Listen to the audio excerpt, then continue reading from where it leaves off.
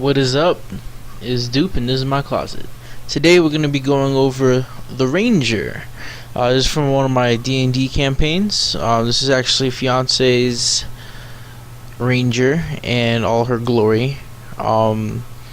She really wanted to do like a campaign together, and we kind of like I was really new at it at the time, so we wanted to kind of start it off with just us and kind of experiment. On top of that, I kind of wanted to do like in my head it was kind of like an anime. Like, I wanted her to have like a badass character with a little bit of story progression, and like so everybody can see how badass she is. You know, she started off as a guild spy, or no, yeah, she was a spy for a guild. And literally, like, she was just this badass spy.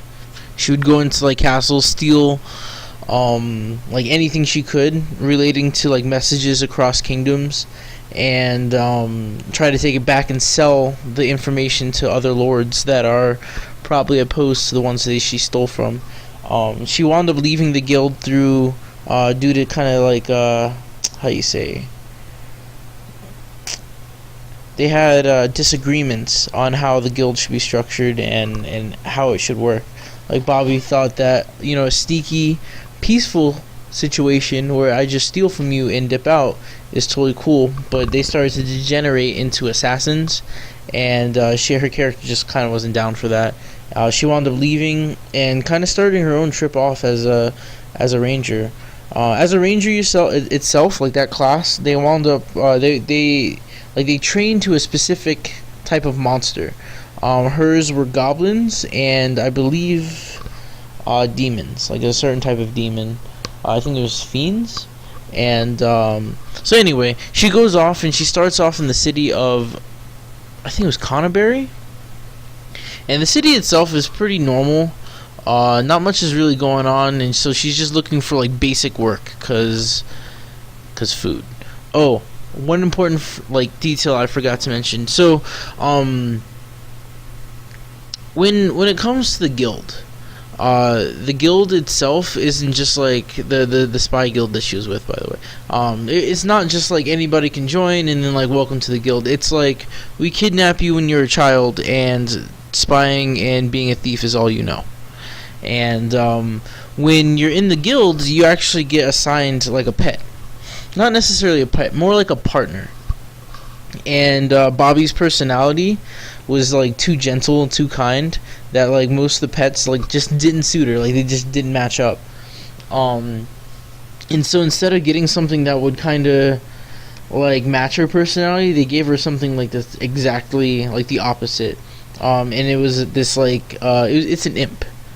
And I can't remember his name off the top of my head, but he's like he's a neutral evil character, and like he doesn't mind helping out as long as there's like some benefit for him. If there's no benefit for him, he doesn't care.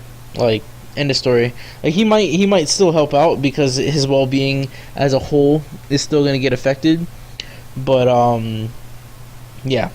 Anyway, so she heads off to the town of Canterbury to start, and yeah, she heads off to Canterbury to start, and she winds up just like setting up camp in the inn, and going to explore the town for like food and resources and see what the place has to offer.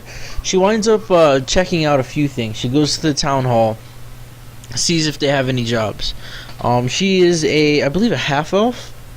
And the dude she talks to is just a normal human. Total greed bag, by the way. He's just the townskeeper. He's not the mayor. The mayor's out of town. Or the, I don't know, the baron? Question mark? I can't remember the terms I used. But the dude who's running shit he's out of town. And so literally the bookkeeper of the town is the dude kind of running things while he's gone. And he sends her off on a quest to go and like just kill some spiders in one of the abandoned mansions because it's lowering the property value, and he wants to try to sell the place. So the imp itself, her pet imp is like, I don't fuck with spiders, this is bullshit, you should be doing some type of assassination mission, or like maybe you can just find a job stealing something. Stealing is way better than squishing bugs. and her character was just like, nah, we're gonna go and do this job. We're starting our new life, and we're gonna be a like a productive adventurer in society. No more of this like back alley shady bullshit. I'm putting that all behind me.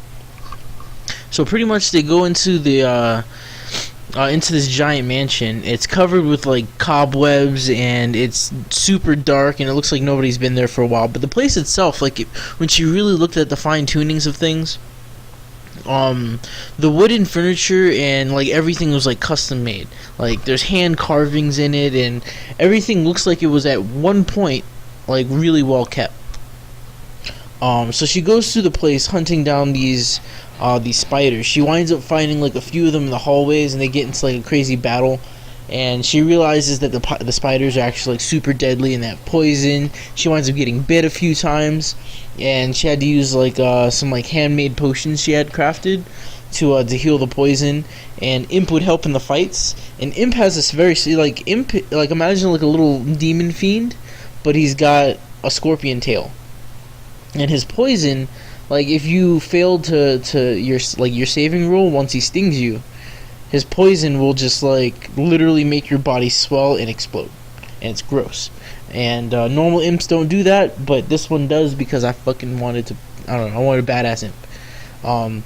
I kind of got to make the decisions for the imp, so it was kind of me like pushing the story through that guy, and also kind of just like, I don't know, pushing Bobby's buttons at the same time. So he does some shit to kind of mess with her, towards the middle of the story.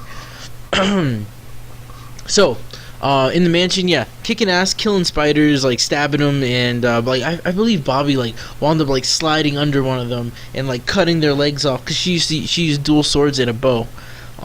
She winds up like cutting off one of the legs and like stabbing it through their face, and it was just like super badass. And she winds up fighting like a giant spider queen, and she winds up, I think. Yeah, she winds up just stabbing that thing to death. I thought she did something better, but nope. She stabs it to death, and it winds up dying. And she squishes all the eggs, and it's totally gross because when she squishes them, like all the little baby like fetile spiders just like start squeezing out, and they're just totally disgusting. Imp eats half of them, by the way. He just totally grabs a handful and just starts mowing down. Super gross. In the center room though of this mansion, there was blue cobwebs like all over, like a thick, like almost goo-like, very sticky cobwebs. And there was this, it's called a jumper spider, and they're like plane shifters. They can hop, like they teleport, and that's how they hunt.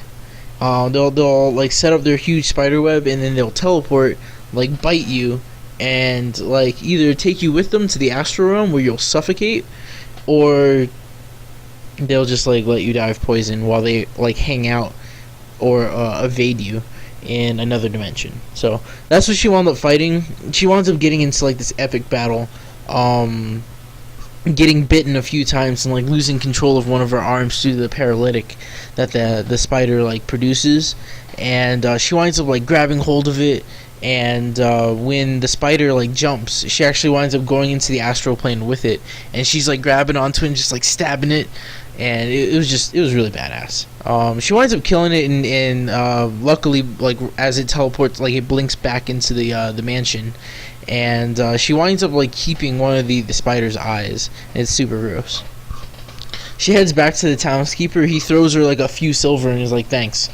And immediately after like getting a shitty reward from this like quest that she thought was really hard, which it was for one person, like because Imp didn't help all that much. For one person, it was a tough quest. She did fight quite a bit of spiders, and they were not easy.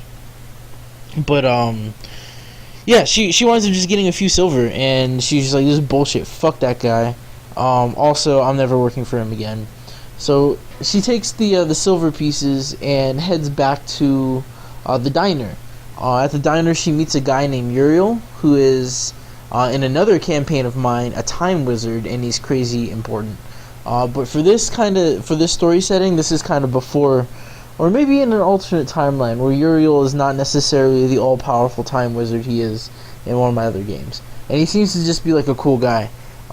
He serves up a few drinks, and Like he winds up like talking about their past, and they kind of get to know each other.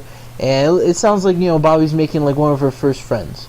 And in the middle of like they're talking, a dude comes up, and he's like all cloaked up. He's like short and like hunched over, and he like quickly rushes into Bobby, like bumps at her, and she realizes that he stole her wallet. Bobby, immediately noticing, because she's a ranger and a thief herself, gives chase. She pretty much tells Uriel to put it on her tab, and she like dips out. Uriel, like without a second thought, just like pays for the tab, and was like, yeah, the story's kind of paid for it itself, so whatever.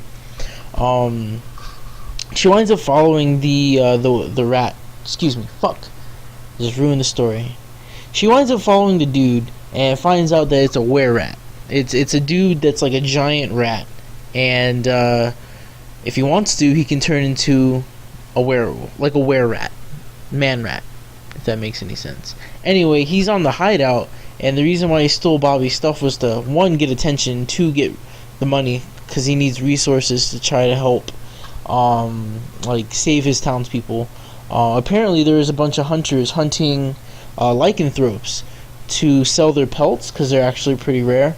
And yeah, they've been all taken to like abandoned camp, and it's craziness. And what winds up happening is, shit, I'm running out of time, I have to speed this up. She winds up assisting it. Imp winds up like killing off one of the hunters in the middle of their hideout session, and like kind of alerting the other hunter. And so it forces Bobby to actually kill somebody, which she did not like. She was trying to go for the peaceful means, but it was for self-defense and for a good reason, so she did it. Then she heads up to the camp, and she sneaks in without being seen. She winds up like grabbing a bunch of keys, dealing with a bunch of guards, like in very creative ways, but I might add. She knocks a few of them out. She ties them up, puts them in barrels. She like rummages through their food, and the were-rat's with her the whole time. They're trying to find a jail cell where the rest of the lycanthropes are being kept. She winds up finding it, but it's on the night of the full moon, and lycanthropes are getting kind of crazy and like bloodthirsty. And by the time she like lets them out, she realizes that the lycanthropes aren't all were-rats. There's a were-wolf, a were-tiger. Excuse me, no. There's a were-tiger, a were-rat, and a were-dragon. There's a giant fucking were-dragon. Those exist in my world. I made that shit up. Sounds good though. And also there was this giant like fey moth. A fey is like some type of magical spirit creature. I don't know. Look it up. But I made it up, and it's like this giant moth with giant eyes that has like galaxies in them, and it's a telepathic moth that protects the lycanthrope village. And the whole village has been ransacked and thrown into these cages. They let them go, but the lycanthropes are getting all bloodthirsty, and the only way that Bobby can kind of calm them down is by touching them.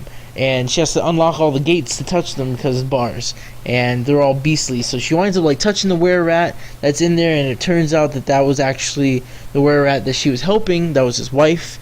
And so she like turns back into her normal human form, and like runs to her were-rat lover. Then she goes out for the were-tiger, and pretty much sues that guy. Then she tries to go for the were-dragon, who winds up like busting down the door and like doing a whole bunch of craziness. And through the were-tiger's like guile and pure agility, winds up like wrestling this dragon long enough for Bobby to touch it, and for the fey moth's psychic link to like tame it. It was awesome and epic. We're running out of time. Pretty much they wind up like killing everybody in the bandit camp, stealing their treasure, and at the end of it, Bobby gets talked to by the fey moth, asking. The fey moth asks her if she wants to go to the lycanthrope village, and Bobby says yes. The fey moth puts a spell over her. She falls unconscious and wakes up into the lycanthrope village, and that's the last time we played in that campaign. I would love to continue it, but we've started like 5 other campaigns since then. So it will happen. I have all the paperwork and stuff, but this is what her character looks like. She's a badass. She used to have arrows. I totally erased them out of laziness. Just saying. Yeah. So if you guys like the D&D talk, I will make it better next time. But yeah. Thanks for watching, guys. Let me know in the comments. See ya!